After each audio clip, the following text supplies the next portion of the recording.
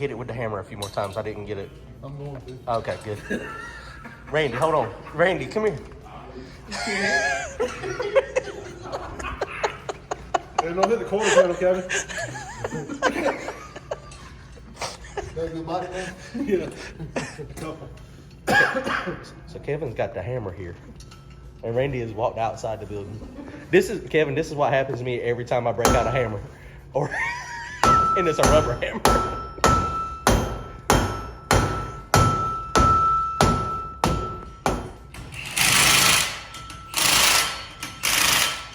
What's up, guys? Welcome back to the YouTube channel. You can see we're at world famous TKM.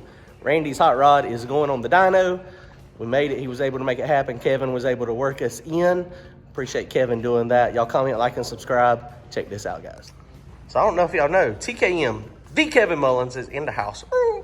We're going to try to get this thing. So after one pass, the cadmium is not all gone on the plugs. So we pulled some timing out of it. We added some fuel. We're going to let Kevin punch on the keyboard, and we're going to see how it works out. Hopefully it works good. We were just, Randy, boy, he always walks away when we have to bang on the car. And this thing might have some bent studs on this side, possibly, because the hub thing wouldn't want to go on it exactly tight. So we're going to have to check that out. But he's got this coming week to do that. That's an easy fix. Put new studs in it. Yeah, we're going to race. Boy, I'm good. I don't think we'll ever get it on. He might not. It's probably going to take a bigger hammer to get it off than that little rubber one putting it on. Well, yeah, Randy, you're going to have to get in the truck. I don't know if y'all noticed he did paint we're wingless now. He repainted his deck lid back there. So that thing looks good. Also, Kevin, TKM now, they've got a YouTube channel, TKM Performance on YouTube. Check them out, guys. They're building a new shop, too. I didn't even see it when I rode by. I can't wait to go see the new shop when y'all get that thing going. This is right up the road. That's going to be pretty cool. It's about a half a mile from here. Randy, you okay? Heart rate's elevated a little bit. Okay, well, for real, we probably need to get new studs on this side. They might be tweaked just from the 2 years of constant tire shake and spinning. I mean, seriously. Yeah, that's the only thing we need to replace. I know, right? So we'll get some more of those and stick them on there. So the hub dyno, this is a dyno com. The good thing about this, he's got roller chassis dyno too. The good thing about this is it's easy to strap it down. It's really easy to get numbers on it. The bad thing about this is you're depending on the tires. The good thing about this is it's directly attached to the rear end, to the axle. So it's probably a little safer too. Hey, can we do a wheelie? Well, normally it takes around 4,000 in a lockup to do a wheelie. No. Oh, all right. We're not going to do a wheelie today. No wheelie today? That would be awesome to see it do a wheelie. Okay, I'm going to jack it up. While you're doing a pull, I'm going to hit the jack. Let's do it. We're going to get a wheelie. That'd make a great thumbnail. You gotta have about 4,000. Wow, that's crazy. Or a lot of weight. We can no prep it. Let's Happy, sit on the parachutes. Right.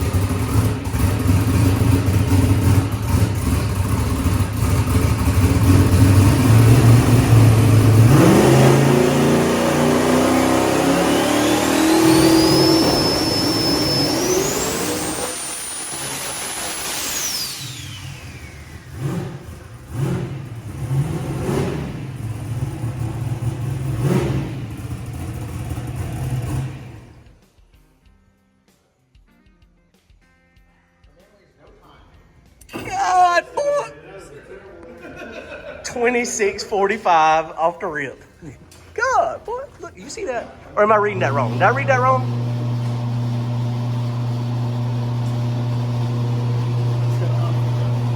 27 foot-pounds. Is that, you got those settings wrong? No. So, all right. So let me clarify something Okay. here. Okay. Let's So clarify. everybody can understand this. Okay. So what we're doing is coming off the trans brake first gear. Right.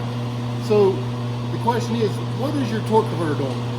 It's multiplying torque. Multiplying torque. Perfect. God, I got the right All answer. right, and we are measuring horsepower where? At the crankshaft or the axle? At the axle, where the torque is being multiplied. Exactly. So the torque converter and your first gear multiplication of the transmission, which is, if it ain't top secret, It's 140, I think. It's Okay. a two-speed 400, whatever so most common it's is. multiplying torque to the axle. Okay. So as you make a pull, your torque, especially with getting high gear, it's going to be way down. Okay. But when you come off the brake, typically cars like this, you're going to be somewhere around 2,000-ish. Right. But again, that's not crank horsepower. That is what's getting to the axle. Hub horsepower. That's what the wheels say. Right, that's right. That's what you got to think about. So, like I said, if we was on the engine dyno, or even if we was on this dyno and doing high gear only pull. So in other Right. words, if we're just running up in first gear, hit second, and then go wide open throttle, which is what a lot of people do on a traditional dyno. Right. You won't see all that torque. It's just going to be Gotcha. all 1-to-1 ratio, and you won't see it. So I appreciate you going over that and explaining that. Yeah, so this here was obviously, first gear.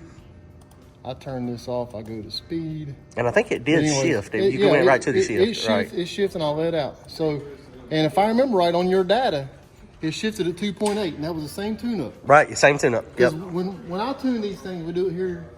I try to tune them. You ask me, hey, how do Right. you want to do this? Right. And I'm like, hey, just how you gonna race it? Right. Because we're trying to simulate the racetrack. Exactly. We don't go to the racetrack to simulate dyno. Right. We don't care about dyno numbers. We don't care about Those it. numbers are important, but not as important. Well, the real deal here is the simulation of the racetrack. Right. So I want my gear shifts. I want everything to be just like the racetrack, and that's what we're trying to do. Awesome, man.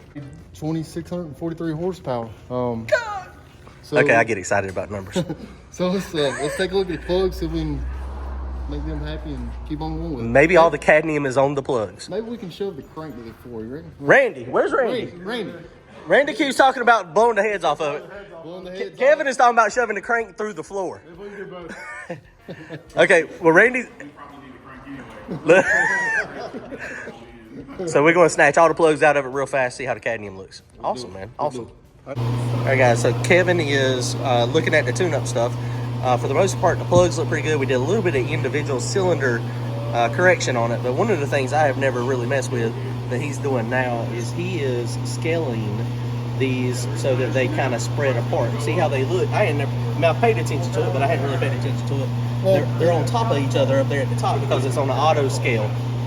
And that's what, it makes it more easy to see if they're not automatically being scaled, right? Yeah, it'll jump out at you if something's wrong. If something's really off, right? So that makes sense. I just ain't never done it. So that's That way, look at this one. I mean, that thing is cold.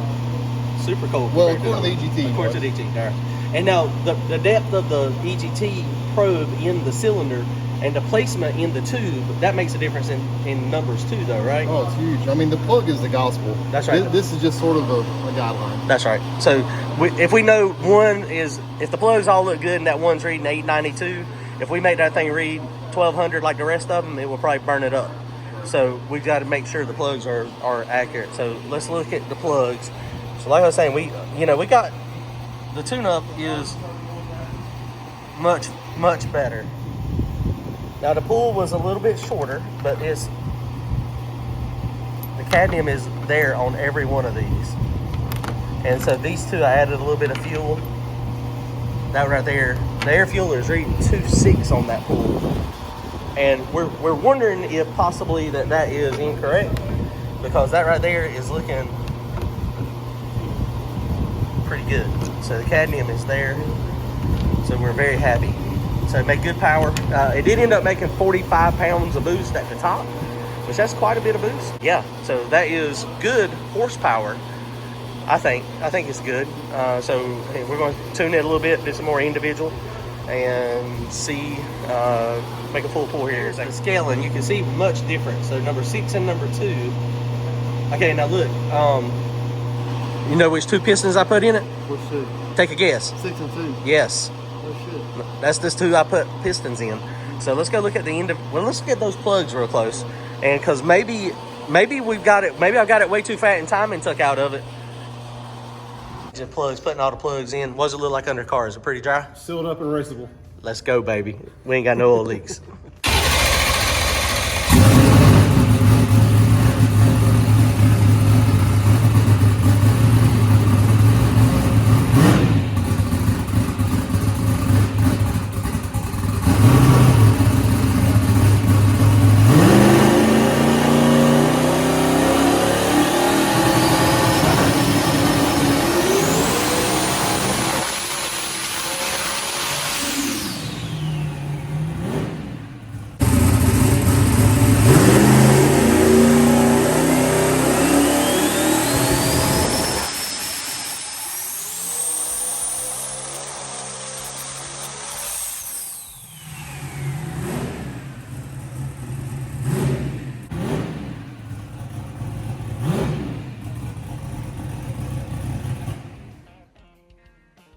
I ain't gonna lie, it's kind of sketchy standing here. This is sketchy as all get out. Boom! It just picked up 150 horsepower with 5 pounds of dome pressure and a little bit of individual cylinder tuning. We'll pull the data log and see what it says. 20. What does it say? 2811. 2811. Look at the mile an hour that time. I picked up on 100. Yeah, he ran it a little harder out. Oh my goodness. Wow.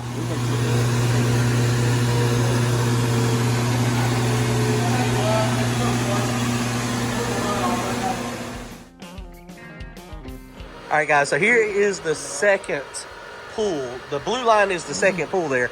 We did a little bit of individual cylinder. Yep. So, you know, we made a lot more power on the next pull. You know, we did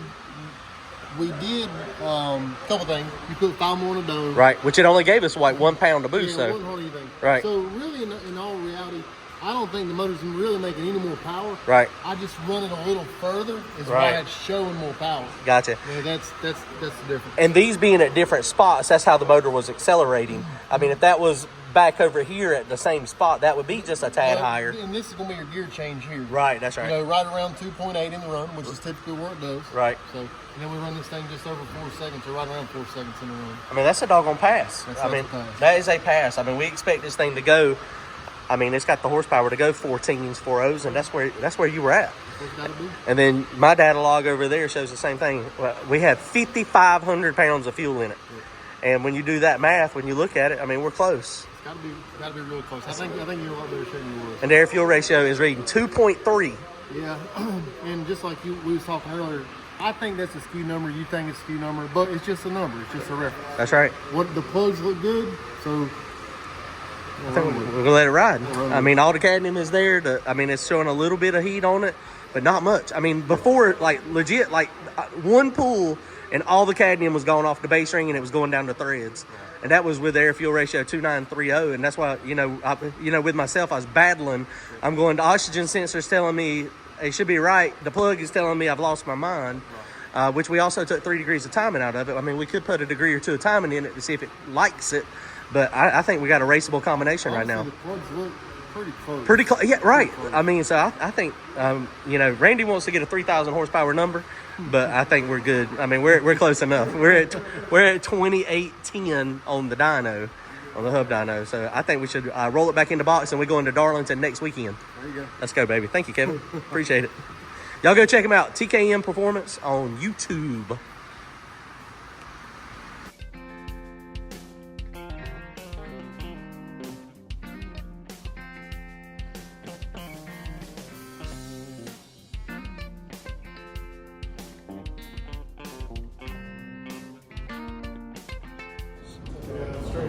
Oh, no, they're still, no. I guess they straightened them, bend them back the right way.